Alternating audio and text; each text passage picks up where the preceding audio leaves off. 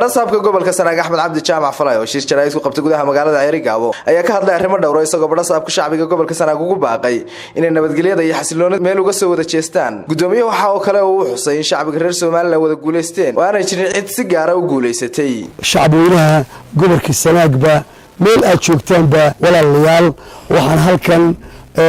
message aan idinku soo gudbinayaa nabadgelyo iyo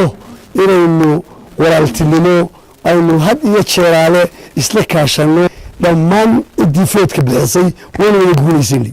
ma aha sayidka qaar ay leeyihiin cid baa guuleysatay dhammaanba shacbiga reer Soomaaliland way wada guuleysteen waxaan Ilaahay subxaanahu wa ta'aala inooga baryayaa midnimo iyo walaalnimo waxaan uga baaqayaa dhammaanba bulshooyinka reer Soomaaliland gaar ahaan reer Sanaag inay gacmaha wada qabsataan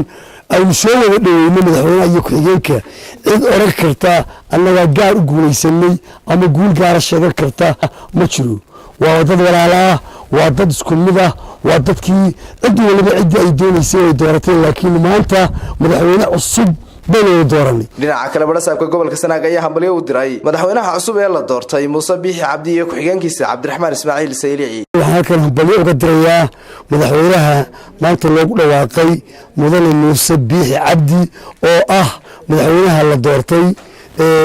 garanaysaa maanta loogu dhawaaqay inuu yahay madaxweynaha Jamhuuriyadda Soomaaliland iyo ku-xigeenkiisa Cabdiraxmaan Cabdullaahi Saylici. waxaan leeyahay hambalyo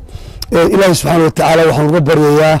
in uu xilka loo doortay ee bulshooyinka reer Soomaaliland ay u doorteen Ilaahay uu ku asturo ayaan uga baryayaa. waxaan runtii ka rajaynayaa inay noqon doonaan kuwii la mahadiyo ee barwaaqo iyo bashbash iyo ictiraaf u horseedi doona Jamhuuriyadda Soomaaliland. Yunus Axmed Saalax Universal TV Ceerigaabo.